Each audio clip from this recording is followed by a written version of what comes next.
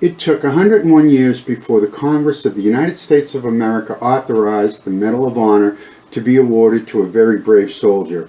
Now, I understand Congress has a tendency to take its time to pass legislation, but 101 years, that's got to be a record. Congress passes their pay raises faster. Okay, this is a tale of American history which dates back to the Spanish-American War. That's the war where Secretary of State John Hayes called it a splendid little war. It positioned America as a world power and propelled one man into the presidency.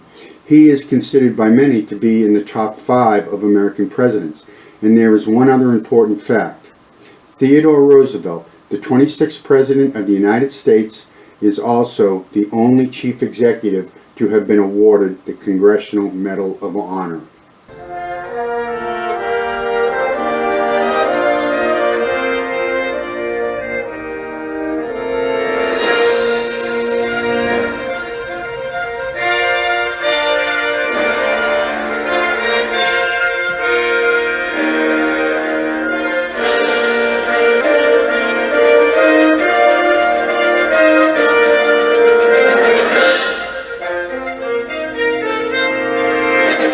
But why did it take so long? Well, I'm glad you asked. It seems there was some petty jealousies involved. One of them is the belief a volunteer colonel should not be given the Medal of Honor over a regular Army officer. There was political infighting and a touch of personal animosity. Some of that was due to Roosevelt's need for self-aggrandizement. His own daughter Alice once said of TR, he wants to be the bride at every wedding and the corpse at every funeral. That is kind of harsh for a daughter to say. Now, there is no doubt in my mind that what Colonel Roosevelt did that day was worthy of a Medal of Honor. The problem was Theodore had ruffled a lot of feathers. Now, when the battleship Maine blew up in Havana Harbor, Roosevelt was one of the loudest jingoists in government calling for war with Spain. One very powerful D.C. politician that Roosevelt upset was Ohio Senator Mark Hanna. He was a really close ally to President McKinley. Now, to put that in context, think present-day Senator Chuck Schumer and President Biden. Okay, Roosevelt allegedly said, McKinley has no more backbone than a chocolate eclair. Now, this statement has also been attributed to Representative F.J. Aldrich Reed about McKinley when he was in the House of Representatives. But Roosevelt also unleashed on Senator Hanna at the March 27th Gridiron Dinner. Roosevelt was in favor of immediate intervention in Cuba. His speech was a challenge to the Peace Party and Senator Hanna. Now, the article stated, turning to Senator Hanna and looking directly at him, he said that the interest of the business world and financiers might be paramount in the Senate, but they would not be paramount to the American people. Now, the article ended with this statement. Mr. Roosevelt's remarks were so pointed that Senator Hanna turned red.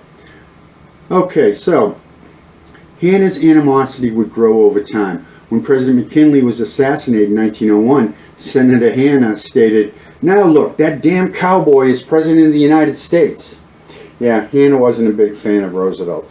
Now, the reason why is TR was reform-minded. Hanna was an old-school Republican who believed in business over the people.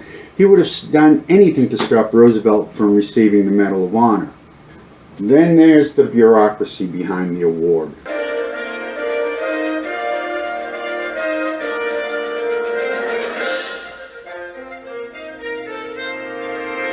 Now, the Congressional Record, Volume 146, 2000, Part 8, House, page 10604 to 10607, Congressman Rick Lazio submitted a number of arguments for the awarding of the Medal of Honor to President Roosevelt on September 9, 1997. First, there was the bias of Secretary of War Alger. See, a political rift between Roosevelt and the Secretary of War Alger developed after Roosevelt and other officers signed what was called a round-robin letter. The letter was requesting that the President and Secretary of War Alger bring the soldiers home. Now, the reason for the letter was the high incidence of yellow fever breaking out in the Army in Cuba. Now, at that time, yellow fever was a death sentence in most cases. The Evening Times of Washington, D.C., January 5, 1899 edition stated, Colonel Roosevelt's friends say that what he wants is a Medal of Honor, to which he is entitled, in which the War Department is withholding because of the Colonel's round-robin letter, which saved many lives and damaged one sensitive official, meaning Secretary of War Alger. The story is related last night as Colonel Roosevelt was recommended for the Medal of Honor by Generals Shafter, Wheeler, and Wood. No doubt, it was said, the Medal of Honor would have been given but for the fact that Colonel Roosevelt's desire to get the troops away from Santiago, where they were likely to die of yellow fever, stirred up the War Department from its condition of dry rot and forced some type of action. The Times of Washington, D.C., January 6, 1899 edition stated, among the scandals of the Algerian war management, meaning Secretary of War Alger, it is sufficiently notorious that a Medal of Honor to which General Wheeler and Wood considered Colonel Roosevelt entitled for distinguished gallantry at the fight of San Juan Hill and recommended that it be given him was refused. The animosity of Secretary of War Alger felt towards Roosevelt was well known throughout Washington, D.C. Now, Congressman Lazio also believed that inherent bias against the volunteers in the war were also one of the reasons. Lazio suggested that any record of Roosevelt being denied the medal were never found, which strongly suggests that the 3 endorsement letters were ignored and filed in the wastebasket. Now, Mitchell Yochelsson's article, Theodore Roosevelt and His Quest for Glory, in the Prologue magazine, Spring 1988, Volume 30, Number 1, stated, Roosevelt wrote to the War Department in September of 1898 concerning his award. Now, Assistant Secretary of War George D. Meiklejohn responded that they had Wood, Wheeler, and Shafter's letter on file. Quote, owing to the pressures of the current work, the department is unable to give consideration to cases of this class at the present time, but the application made in your behalf will receive careful attention as soon as it is found practicable to take up this case. Now, in other words, don't call us, we'll call you. Now, full disclosure here, Yochelson believes Roosevelt did not earn that Medal of Honor. It's an excellent article. It's in the prologue. I'll have it in the description below. Now, the letter Assistant Secretary of War Meiklejohn was referring to were the nomination letters from Woods, Shafter, and Wheeler. But there was a problem. Not one of those 3 officers actually saw Roosevelt commit an act of bravery. See, the requirements for the medal is that the awardee must be recommended by his commanding officer, and there must be at least 2 reliable sources who witnessed the act of conspicuous gallantry. Now, even though Colonel Woods, Roosevelt's commanding officer, had recommended him for the Medal of Honor, and Woods' superiors endorsed Woods' recommendation, there were no official reports from any of the men who witnessed Roosevelt's act. Now, Roosevelt became so frustrated with the situation, he wrote to his personal friend, Senator Henry Cabot Lodge, stating that General Wheeler intends to recommend me for the Medal of Honor. Naturally, I should like to have it. Now, in the follow-up letter, Roosevelt told Lodge, quote, if I do go, I do wish you would get that medal for me anyhow, as I should awfully like the children to have it, and I think I earned it. What act of bravery did Roosevelt do that day at Kettle Hill, because that's what they charged of, in order for the Medal of Honor to be awarded?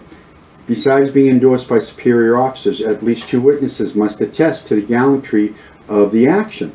Well, first, Colonel Leonard Wood attested to Roosevelt's bravery when he said, Colonel Roosevelt, accompanied by only 4 or 5 men, led a very desperate and extreme gallant charge on San Juan Hill, thereby setting a splendid example to the troops and encouraging them to pass over open country, intervening between their position and the trenches of the enemy. Woods continues, the example set a most inspiring one to the troops in that part of the line, and while it is perfectly true that everybody finally went up the hill in good style, yet there is no doubt that the magnificent example set by Colonel Roosevelt had a very encouraging effect and had a great weight in bringing up the troops. During the assault, Colonel Roosevelt was the first to reach the trenches and kill one of the enemy with his own hand. Now, full disclosure also at this point, Wood does not state anywhere in his recommendation that he personally saw Roosevelt commit his act of bravery. However, Captain C.J. Stevens, who was then a first lieutenant in the 9th Cavalry, describes Roosevelt's actions. I witnessed Colonel Roosevelt, 1st Volunteer Cavalry, USA, mounted, leading his regiment in the charge on San Juan. By his gallantry and strong personality, he contributed most materially to the success of the charge of the Cavalry Division up San Juan Hill. Colonel Roosevelt was among the very first to reach the crest of the hill, and his dashing example, his absolute fearlessness and gallant leading rendered his conduct conspicuous and clearly distinguished above other men. Now, another witness, Captain A.L. Mills, witnessed Roosevelt's actions during the battle, and he wrote, "During this time, the assault on Kettle Hill, while under the enemy artillery fire at El Pozo, and while on the march from El Pozo by the San Juan Ford to the point from which his regiment moved to the assault, about 2 miles, the greater part under fire, Colonel Roosevelt was conspicuous above any others I observed in his regiment in the zealous performance of duty, in total disregard of his personal danger and his eagerness to meet the enemy." Miles goes on to describe how Roosevelt, despite being grazed by shrapnel, continued his zealous leadership to the ultimate conclusion of the battle with total disregard to his own safety.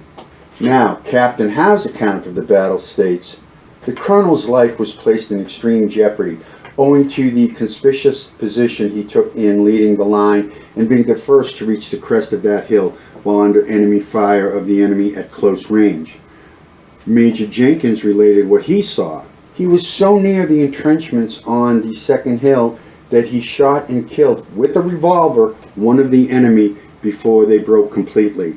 His unhesitating gallantry in taking the initiative against men armed with rapid-fire guns certainly won him the highest consideration and admiration of all who witnessed his conduct throughout that day." Now, the most notable war correspondent of the day, Richard Harding Davis, solidified Roosevelt's bravery in the nation's consciousness when he wrote, "Roosevelt, mounted high on horseback and charging the rifle pits at a gallop and quite alone, made you feel that you would like to cheer. He wore on his sombrero a blue polka-dotted handkerchief, a la a havelock, which, as he advanced, floated out straight behind his head like a guidon. Afterwards, the men of his regiment who followed this flag adopted a polka-dot handkerchief as the badge of the Rough Riders."